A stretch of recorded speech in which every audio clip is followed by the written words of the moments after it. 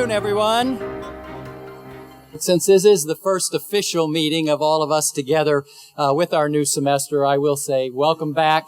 I know you're off to a good start, keeping very busy from attending some of the meetings and listening and watching what's going on. I understand some folks are tired already. We've got so much going on here, but thank you for all that you're doing to help us achieve our vision to be the greater Los Angeles premier learning community. And that is really what we're about. It's my privilege today not only to welcome you, but to welcome several other special guests. Our California community college system, right now with 112 colleges in 72 community college districts, is a little special in the way it is governed, because we have what many of us who've been around a while like to refer to as a bilateral governance structure, in which we have a state board of governors appointed by the governor to oversee and support all of the local community colleges, establishing minimum standards, helping to develop the budget, moving things forward in the legislature, and there to support the colleges who may be having problems in being the best they can be in serving the state.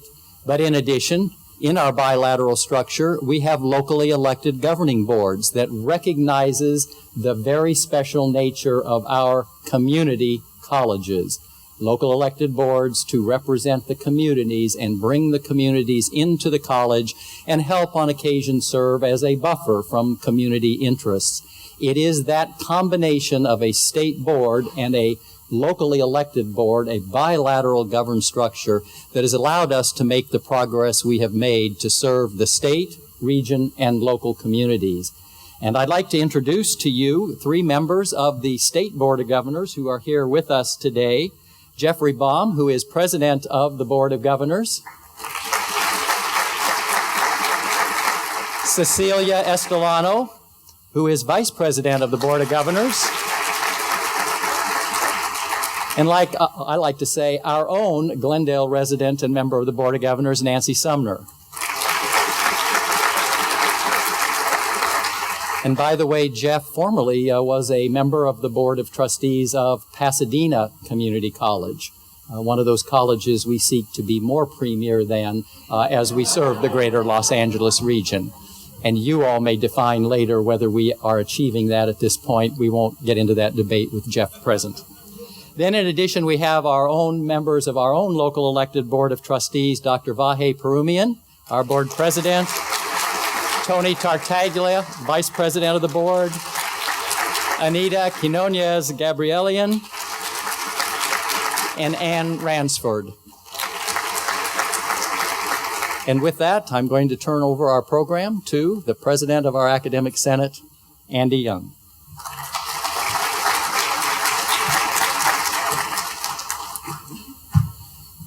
Thank you. All right. First, welcome, faculty, staff, students. This is a special occasion for us. We don't often get a visit of this type. We're honored today to have Chancellor Brice Harris join us. He'll be our speaker. As one would expect for someone in an important position such as his resume is distinguished and lengthy, but I'm going to try to hit just a few highlights. Leave him a little time to talk. Chancellor Brice Harris spent his early years in a small town in Oklahoma. It was quite a coincidence that his parents named him Chancellor. Wait, no, that's not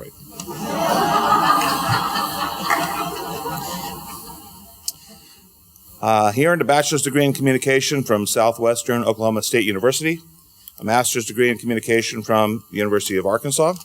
He taught communication and theater at Metropolitan Community College in Kansas City, Missouri.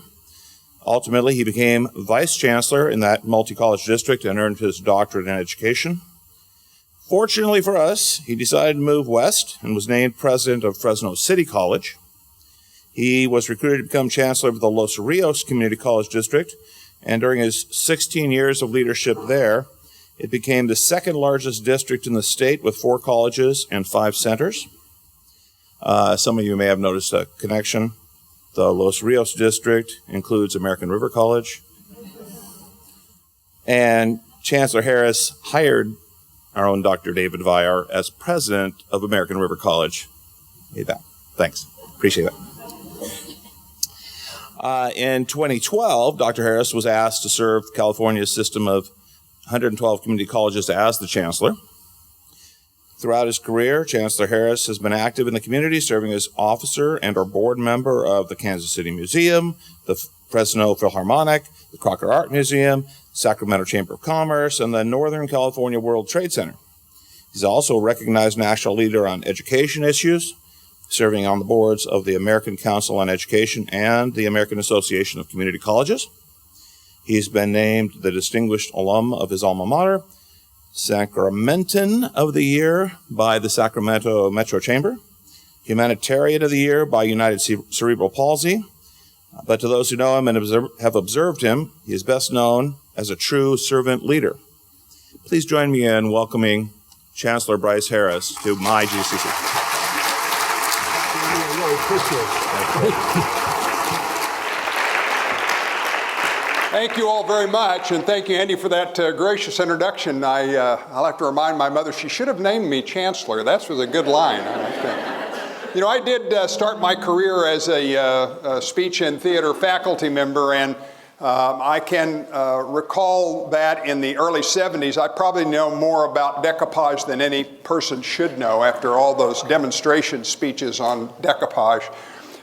Many of you are so young you don't even know what decoupage is. But when I became Chancellor in Los Rios, I circulated twice a year to each of the colleges during convocations and made a presentation update. And I had a colleague at Cosumnes River College who was a member of the speech faculty, and I met a couple of my colleagues here who are speech faculty members here, and she insisted on giving me a grade every time I came to get a presentation. So when I met these guys a moment ago, I said, please don't give me a grade. When I started there, she graded me near the middle of the curve. I noticed over time that the better the state budget was, the higher my grade tended to be. I don't have a lot of humor from my day job in Sacramento. Most of my humor comes from my wife, who is a 40-plus year recently retired elementary educator, fifth grade specifically. And you know, when I used to teach speech, I would teach my students, now, if you can govern the time of day you speak, that'll have a positive impact, because some times of day are not as good as others. Obviously, in the morning when people are fresh is one of the best times. The absolute worst time to make a presentation is right after lunch when people settle down for their afternoon nap. And so I am reminded of my wife, Barbara, and a young, rather precocious student she had in her class named Giovanna. And Giovanna was one of those always pushing the envelope. She said to Barbara one day, you know, Ms. Harris, I don't feel very well. I think I'm going to throw up. And Barbara said, oh, don't do that, Giovanna. Stand right there. I'll be right back. And she turned to the rest of the class and said, you all line up over there. I'll be right back. I take Giovanna to the office. And Giovanna said, Ms. Harris, why are they lining up? And Barbara said, well, they're going to lunch. Giovanna said, well, I think I can wait till after lunch to throw up. So if you'd wait till after my presentation to get ill, I would appreciate that. It is really a pleasure to be here, to have a chance to talk with you today, and I want to go through 3 or 4 things I think you will find of interest. The first of those is to remind all of us why we're in this work, the expansive and deep and significant mission of California's community colleges.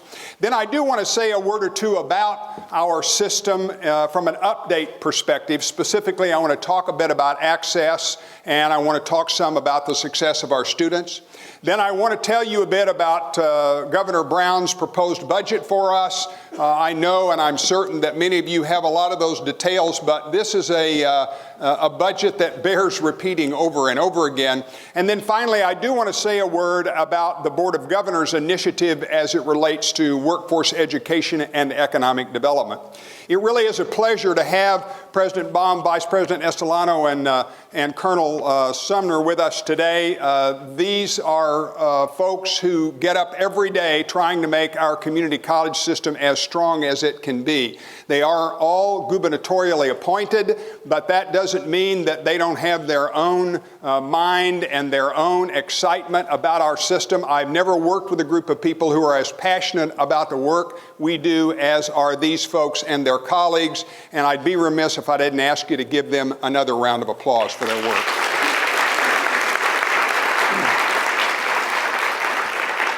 Now, many of you have been in community college education from some time, but I know you haven't been here when we started, which was back in 1907, when we were established as the old California junior colleges. Our only mission at the time was transfer. We were set up to be the feeder to UC and CSU, basically to get the first year or two of undergraduate education at the local level and allow students to transfer, a mission obviously we still embrace today. Then back in 1917, they added vocational education to our mission strand, and that's when we first began to look at career tech education, what it's called today, then vocational education, and you began to see it spread up and down the state. Our mission remained fairly static for a period of time, but in '76, community service was added to our mission. Now, community service is an interesting mission pillar because many of you may recall that a couple of years ago, 4 years ago, when we headed into that terrible financial downturn, the legislature asked us to actually put this strand of our mission on the back burner. They said, we want you to focus on transfer education, career tech education, and developmental and remedial education, and don't worry right now about community service. Now, many of us still believe passionately in that mission strand. And in fact, I can make a pretty powerful argument that it is this mission strand that helps us keep a lot of the state of California off the healthcare rolls as our citizens age and they need something to do other than sit home and watch soap operas. But many of our colleges are migrating this instruction to non-credit in order to keep it alive and well in California. Then in '88, adult education was actually added to our mission strand. Now, many of us, including this college, were doing that work prior to that, but that's when you first saw it show up in the state statutes.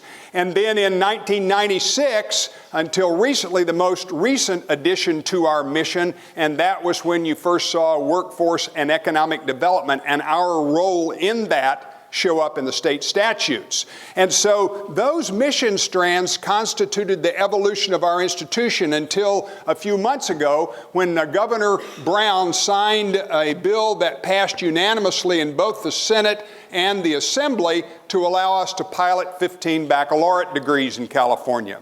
Now, this is a trend that we, I think, are the 22nd state in the country to begin to offer the bachelor's degree at the community college. However, I would predict we'll catch up pretty quickly. These 15 programs, we're going to take 12 of those for final approval to the Board of Governors later this month, and then we will have a couple of more, 3 more that will probably come subsequent to that. But I suspect that this is going to catch on pretty quickly, and you're going to see expanded support in the legislature and with the administration as these programs begin to develop, and they will be, as I am sure you are confident, exemplary programs up and down the state, and I think you're going to see an increasing demand for them. So that mission sort of is a backdrop for where we are today. Now, I took this post not quite 3 years ago, and once I got here, I was stunned with the number of people in California in think tanks and constituent groups and outside bodies that get up every day wanting to help us. And it is a challenge because every single one of those folks thinks they have the silver bullet to help us do our job even better. And so it became clear to me pretty quickly that the greatest challenge we face in delivering education to more than 2 million students through 112 colleges is to try to keep ourselves focused day in and day out on the things that are most important to us. And it is 2 of those that we have been about over the last 3 years as a result of the Board of Governors instituting a task force on student success and a terrible financial downturn that caused us to ration education. So access, the restoration of access to this system, and the improvement of the success of our students are the 2 driving forces behind everything we are undertaking in California's community colleges every day, and that's what you get up every day coming to work trying to do. So let's take a look at how we're doing in that regard. We just released about 2 or 3 weeks ago the scorecard, or the success report for the system, and I'm going to refrain from giving you all the numbers in that, but I do want to drill down into those 2 key areas. The first one of those being access. Now, you will recall that access in our system was decimated beginning in 08-09 when our funding forced you to ration education, literally cut courses. And this is sort of what that decline looked like. In fact, in 08-09, we had more than 2.6 million students in the system. And between then and the time we bottomed out in 12-13, we saw access denied to more than 500,000 students in this state, and even the ones that were in our institutions were forced to take reduced loads in order to get through as quickly as they could. But finally, as you can see, in the past year, we saw that bottom out and begin to tail up. Now, when you look at some of the other numbers, you see really what that looked like on a year-over-year basis. Decline, decline, decline, and then finally a very modest uptick in our head count. Now, by the way, head count enrollment in our system will be the last thing to recover because there are so many continuing students in the system that didn't get the courses they needed. They will consume many of the new courses we add back. You'll see the head count start back up as those students move through and open up spaces for more and more students. Here's another way of looking at it. This literally is the courses that you offered. Statewide, you saw back in 08-09, we peaked at about 425,000 classes we offered in the system. And look at that decline down through 12-13. But finally, you see in 13-14 an uptick in the building blocks of education, those courses that we offer. This is, again, sort of the numerical rundown of that. And so you saw that head count only went up less than 1%. But you see the actual courses we offered went up about 7% in the past year. So we're really beginning to add that back. And I'll talk more about Prop 30 in a moment as the driving force behind this. These are individual enrollments. And you can see back in 08-09, we had about 12.5 million individual students taking individual classes in the entire system. And again, you can see that bottom out in 12-13 and begin to come back up in the past year. This is one more sort of workload measure. One of the things that we tried to tell the legislature and the broader citizens of California is that even when we saw our enrollment fall by nearly 600,000 students, you were still teaching more than 100,000 above the cap we were being paid for. And that was because in the classrooms, you took more and more students. In financial aid and admissions, the lines got longer and longer. Basically, you accepted more work during that downturn. Thankfully, now that money is coming back and we're adding classes, you can begin to see that average class size and that workload measure beginning to get back in balance. So it's been a roller coaster ride for the system over the past few years. A lot of people sort of wonder what that's done to the state of California. This is a little bit hard to read, and for that I apologize, but this shows you the penetration into the adult population in the state of California's community colleges. That dark blue bar shows you that in 08-09, we had about 1 out of every 11 Californians enrolled in a community college, 18 years and over. That number dropped to about 1 in 14 by 13-14. Thankfully, and by the way, you see that enrollment by race and ethnicity to the right in each one of those, and some pretty dramatic changes. Interestingly enough, the only portion of the population that improved during that period of time was our Hispanic enrollment, which you would expect with the demographic of the state changing as dramatically as it has. But here's a more careful way of looking at it. In 08-09, 89.4 of every 1,000 adults in this state were attending a community college. That dropped to 74.6, and thankfully it stopped there. Now, you're going to probably see that number begin to grow in coming years. I think this system is likely to have 3 million students in it by 2025, assuming we don't have another global financial catastrophe somewhere along the way. So in terms of access, I do believe we finally bottomed out. Interestingly enough, some of our colleges will not grow for a year or so. It'll take them a little longer to get going. One of the things I've learned in this job, too, after having spoken with a number of your colleagues at colleges up and down the state, we are a very diverse system. I can tell you that the College of the Redwoods that's up in Eureka, California, and the College in West LA are vastly different places. I know you know that just from your own work here. And so some of our colleges will take a little longer to recover, others will recover quite quickly, but overall you're going to see this system begin to grow, and again, we believe that's in the best interest not only of California, but obviously of our students. Now, what about that other priority, the one of student success? How are our students doing? And in this regard, there is certainly some good news as well. This shows you the total number of awards, degrees and certificates, and all of the awards that we offer. And even during the financial downturn, you saw a pretty dramatic growth in that number, from a low of about 135,000 awards in 9-10 up to 190,000 plus in the last year. So a lot of people want to know why that number went up so dramatically. I think there are a couple of reasons for that. The work that you're doing in student success, I really do believe, is beginning to pay off, and you'll see it in some of the other numbers I'm going to show you in a moment. But in addition to that, when you're rationing education, students have a tendency to think to themselves, if I don't finish this class, I might not be able to get it next semester. And so they get a lot more serious about their education, and I think that shows up in these numbers. Another trend that's really exciting for all of us is the transfer degrees that you all have created with the CSU. Now think about this for a moment.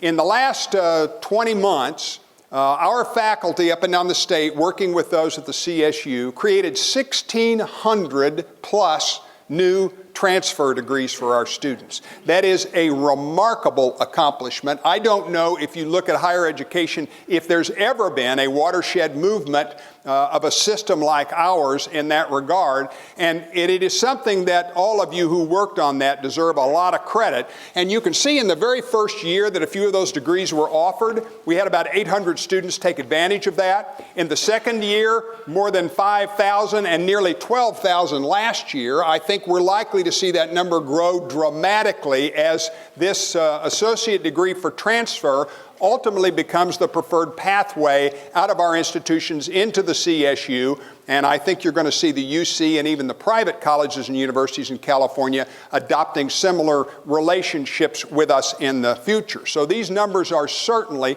quite encouraging. Now, another building block for our system are the individual credit course success rates. And again, you say to yourself, well, gee, 67.5% to 70.3 isn't a very big change, but remember, you're applying this to 2.1 million students up and down the state. And so even a modest change can make a dramatic difference, and most importantly is the trend, which is going on year after year. Here, when you drill down into it, this is the success rate for our transferable courses, and you can see here only a couple percentage point difference, but again, a real trend over time. Again, this one looks at the vocational career and tech courses, and you see a pretty dramatic growth there from 63% up to 75% over that period of time. Here you look at the basic skills and remediation courses, and again, you see a trend in the right direction. And overall, then, all the courses, as you can see, that 3% growth over that time. Again, I think a lot of this is due to the work that you all are doing up and down the state as it relates to the success of our students. The Board of Governors has taken a number of actions. We've seen the legislature take action. And most importantly, all of our colleges are working hard on student success, and that's beginning to have an impact. When you look at all of our indicators that we track on the scorecard, and by the way, if you haven't looked at the scorecard, I'd encourage you to do that. You can go to your own website or the state Chancellor's office website, or for that matter, any college in the state. You'll see this blue border that has yellow letters on it that says scorecard. You click on that, you can see how each one of our 112 colleges are doing on these key indicators. Overall completion, 3-term persistence, the accumulation of 30 units, career tech education, and then remediation in math and English as a second language. So when you look at this, you say, well, we haven't seen the turnaround of the alpha metric, that completion metric yet. But the building blocks, those course success rates I showed you a moment ago, these trends in remedial education in math and English as a second language, suggest that we are likely to see the turnaround of those completion numbers in the not too distant future. And so student success is on the rise in California, and I think you're going to see it rise dramatically in years to come. And that's why the Board of Governors took a really courageous move in July when they literally said, look, to talk about improving student success is not enough. If we are really serious about it, we need to set goals as a system and work toward those goals. And so the Board of Governors has said that over the next 10 cohorts of students that you serve, we're going to see more than 227,000 additional degrees and certificates during that period of time. And that assumes, by the way, our enrollment doesn't grow. And so when you put our enrollment growth with this aspirational goal of improving student success, you are likely to see a dramatic uptick in the number of completions in our system in years to come. Now, when you look at the transfer to CSU and to UC, the news here is somewhat mixed. As you can see, the line across the bottom articulates our transfer to the University of California. It's relatively flat. The UC is undergoing conversations right now to try to improve transfer, but they really don't have the ability to change the numbers dramatically. What they want to try to do is spread the transfer out. The vast majority of the transfers to the University of California come from about 20 of our institutions, and they want to see those spread out across the state. The CSU, on the other hand, they are the ones that really dictate how much success our students have in transfer, because the lion's share of our transfers go to the CSU. And if you look at that chart, you see how erratic it is. In fact, there's a couple of dips in that chart that were the result of the CSU literally shutting the door to our students in a spring term a couple of years, and you can see the result of that. Now, one thing that's likely to be very interesting in our success numbers is that we're liable to be less susceptible to CSU than we've been in the past because of those transfer degrees. So now if a student completes a transfer degree, they're a success for us. They're a completion for us, whether they're able to transfer or not. Now, we have been, our board president and I, representing the leadership of the system, along with President Napolitano of the UC and Chancellor White of the CSU and their board chairs, we've been very shoulder to shoulder in the last few weeks in the legislature, suggesting that it really is important that California reinvest in all of higher education. Because if we build expectations for our students that if you follow this transfer pathway, there'll be a seat for you at the CSU or the UC, and then they don't have the seats available, as you can imagine, we're going to disappoint a lot of students who are going to blame both the CSU and us for those unfulfilled promises.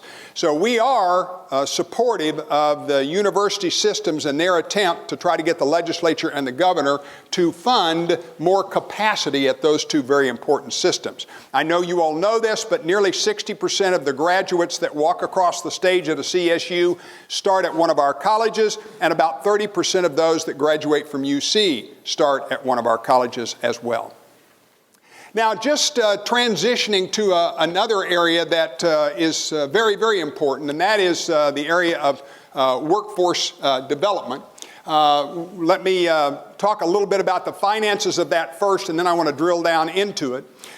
This has been a fabulous year for California's community colleges. In fact, I've been in the state for more than 2 decades. Many of you have probably been here longer than that. I've been in higher ed for 45 years. I've never seen a state budget as supportive of a community college system as this one is. In fact, the governor has recommended finally that we begin to see our funding turn around. As you can see back in, these are the total funding for our system. Back in 08-09, when that high water mark was on not only our access but our funding, about $6.6 billion, we finally have gone by that. Now keep in mind that in that process, we lost 18% purchasing power because we got no COLAs. So it's a little bit of a false impression to say, oh, 6.6 billion to 6.7. If you adjust those for inflation, we are still behind. But we are making improvements. The bottom line shows you the general fund contribution, and the top line includes fees and property taxes as well. This is another way of looking at it. This is our funding per student. And as you can see, back in 08-09, about $5,500 per student. And now finally we're up to $5,886 per student in 14 and 15. That's a very encouraging uptick. Again, however, without adjusting this for the lost COLA over the last many years. So it is a far better time, and the governor's budget was remarkable. He recommended the investment of $1.1 billion additional dollars in our system, plus another $500 million to support the work being done in adult education, especially here at this college and several others in the state. Now, when you drill down into this, and I won't go into great detail, but you see how well those dollars have been spread by the governor and the recommendations he's made. He's recommended that our Student Success Initiative, which includes both success and that equity line, get another $200 million. That's on top of $200 million in the current year and $50 million the year before that. $450 million invested in this system in 2.5-year period of time on the qualitative side of our agenda. In addition to that, he's recommending a base increase in our colleges of $125 million. Now, that is a significant number, and by the way, he's recommended that the Board of Governors have the ability to distribute that funding and that you at the local level get to decide how to spend that money. But I've been quick to remind everybody that we have some tremendous demands on that paltry amount of money. I know $125 million seems like a lot of money, but the requirements for fully funding STRS and PERS by 2021, when those increases tail in, are in excess of $400 million of needed continuing money. And in addition to that, as I mentioned a moment ago, several $100 million in lost COLA over the last few years. So I would encourage all of us to be very cautious about how we approach this good budget, because it likely is an anomaly. I do believe we're going to get more money in the next 2 or 3 years, even while Prop 30 begins to sunset, but we're never going to see, not in the near term, a 9+% increase like we saw or like we're seeing in this governor's proposal. In addition to that, as you can see, he's funded about 2% enrollment growth for us, that access line there of $107 million. In addition to that, he's funded career tech apprenticeship, our Prop 39 work. He's even recommending funding our mandate claims, and those are things that we've filed over the years and years and years when we've said the states ask us to do this, but they don't give us any money to do it. He's finally trying to settle that up. And as you can see right above that, he's recommended $95 million, which is the last chunk of money to pay down our deferrals. Now, let me remind you, during the height of the recession, we were in the credit card $900 million. That's how much of our revenue had been deferred to the next year. It's like moving your revenue past the first of the month so you don't have to worry about the bills the last month. Now, you can do that over time, but sometime that comes home to roost. And so what the governor's done over the last 2 years is he paid that down, all the way down except for this last $95 million. That's important for 2 reasons. One, we need to be able to depend on that money, and once that is paid off, those dollars flow back into our regular operating budget. And secondly, if we get into another financial downturn, you need the credit card to be able to use it again at some point in the future. So the governor is really to be applauded for all of these. In fact, if you see the governor in the next week or 2, give him a hug on behalf of all of us in California community colleges. He obviously has made this recommendation to the legislature.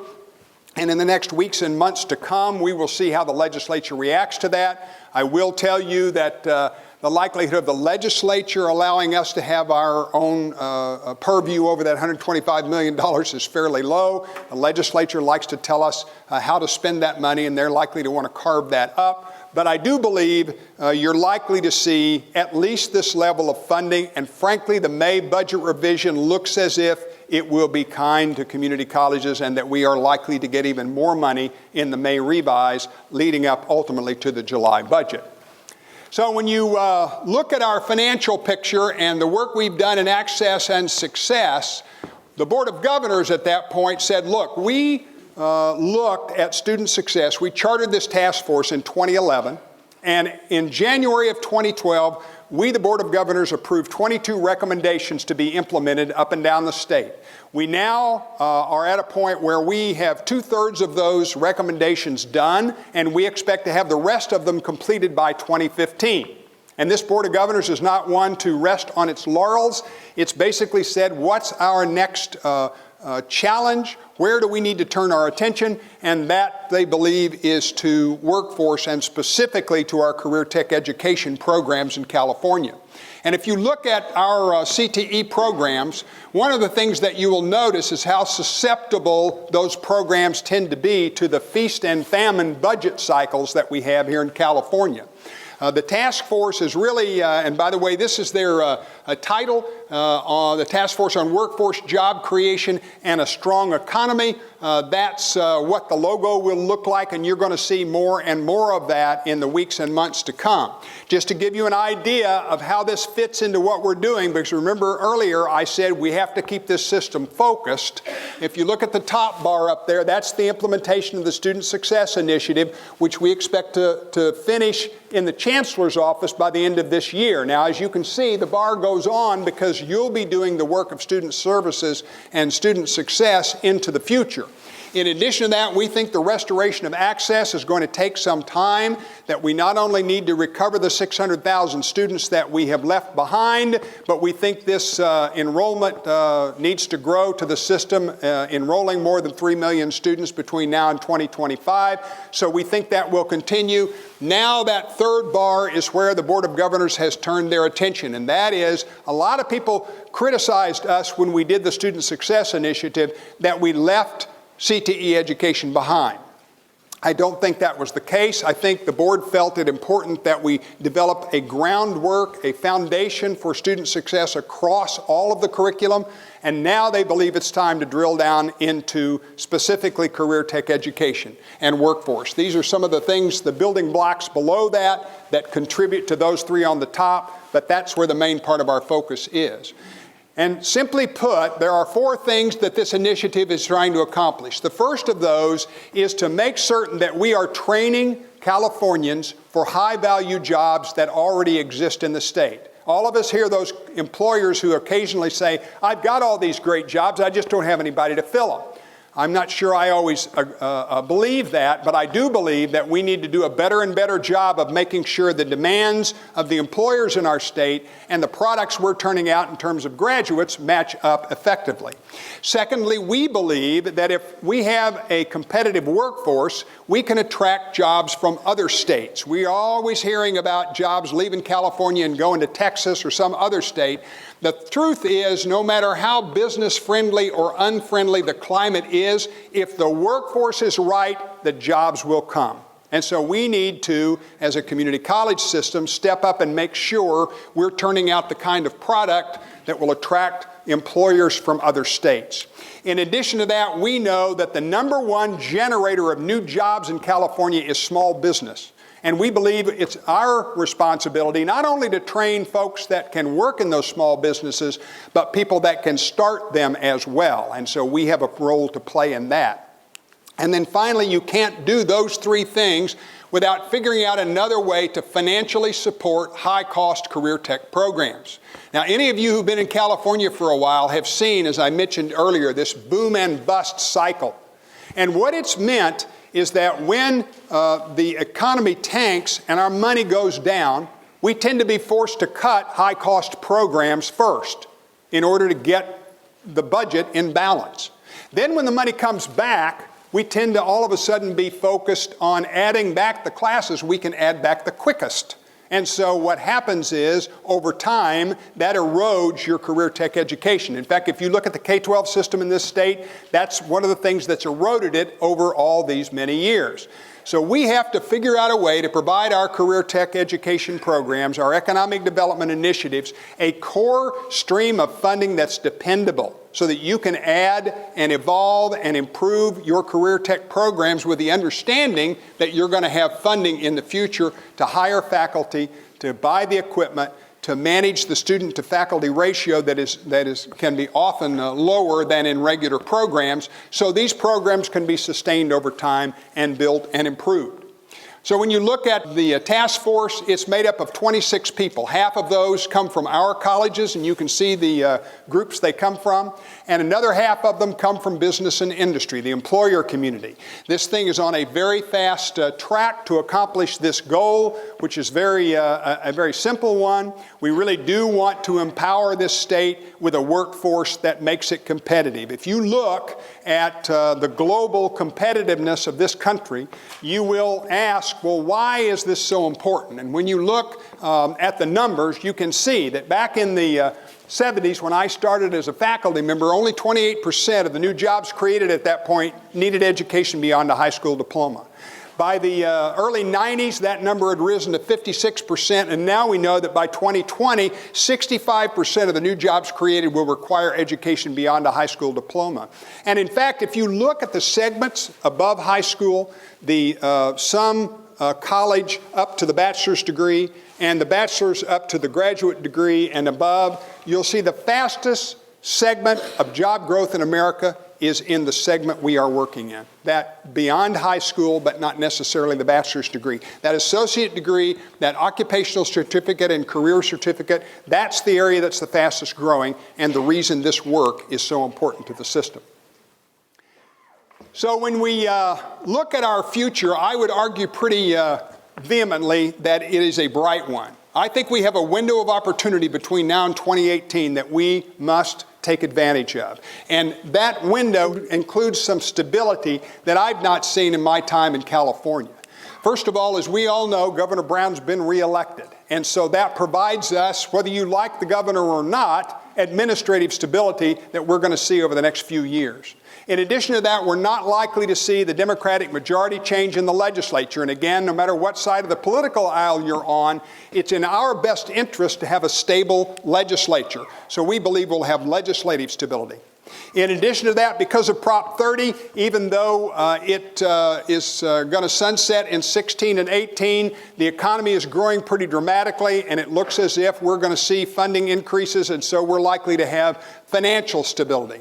And in addition to those three things, probably one of the most exciting things we've seen in the last year or so is a legislature, a Department of Finance, and a governor that are less interested in telling us exactly how to do things and more interested in telling us what they want done. And that is a watershed shift in our state, and one that we need to be taking advantage of every time we can.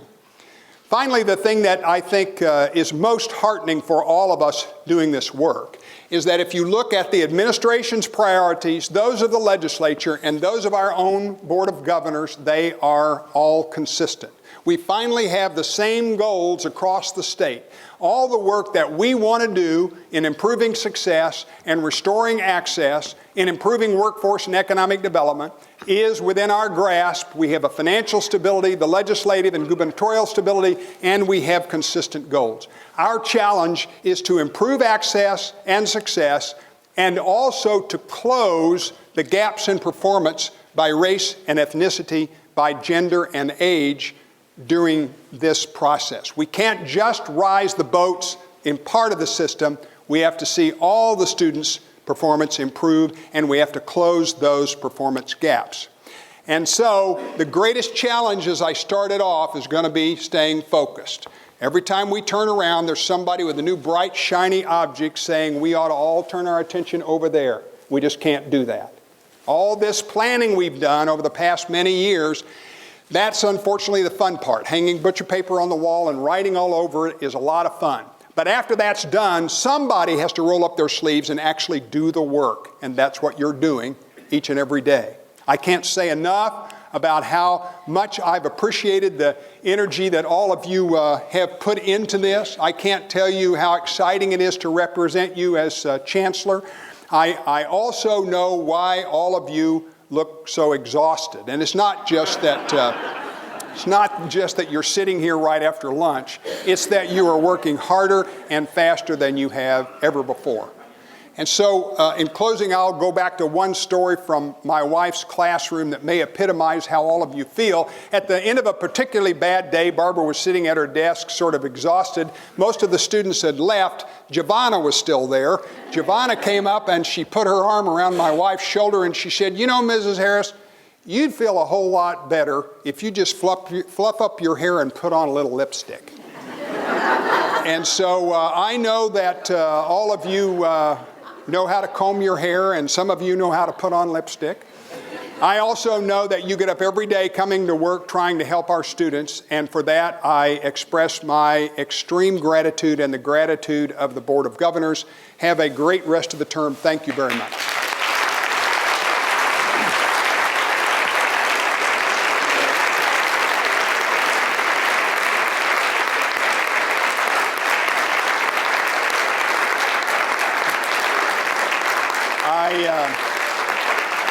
I did burn through a lot of time, but I will take just one or two quick questions if you have any, and don't be bashful. Yes, ma'am.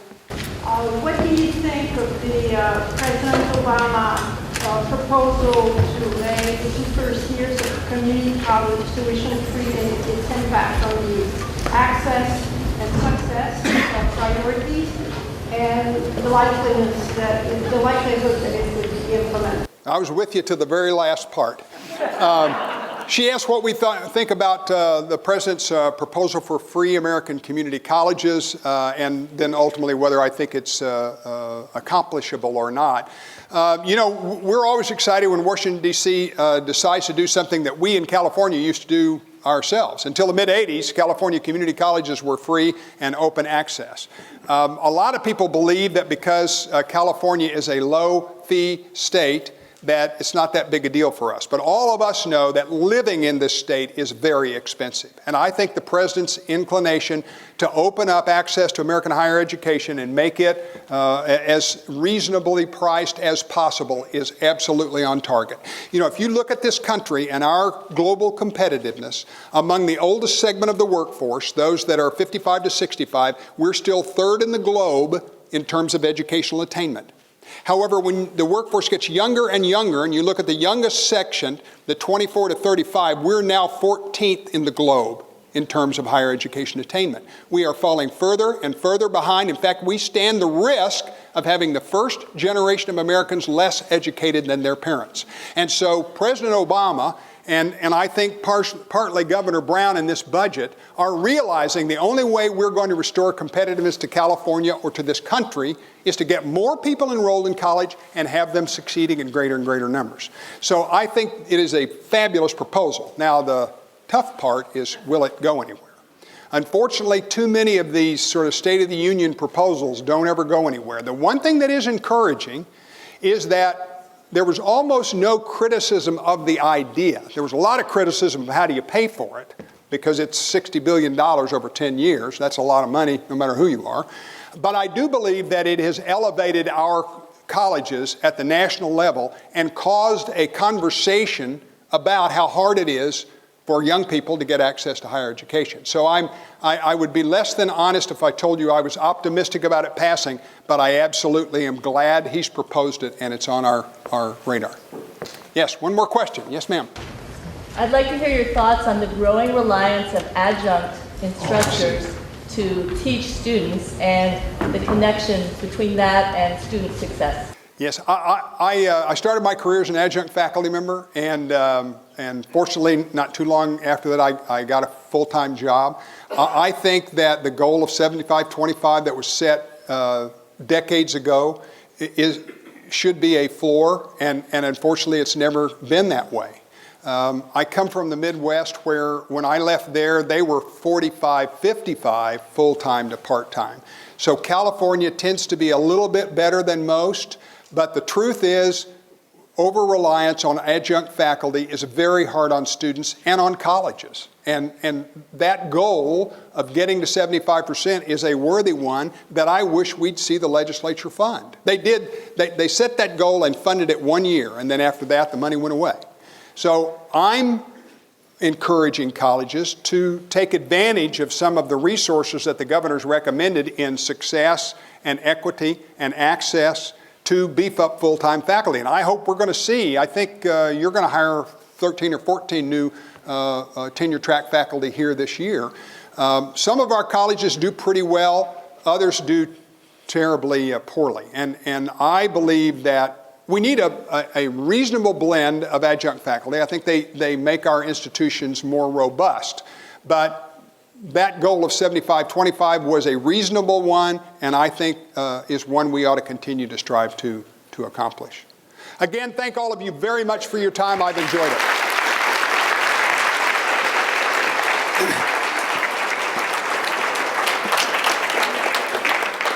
Well, I'd like to thank Chancellor Harris for an exciting and interesting presentation. I'd like to thank the Board of Governors members for attending, as well as our Board of Trustees members. And I'd like you to give them all one more round of applause, please.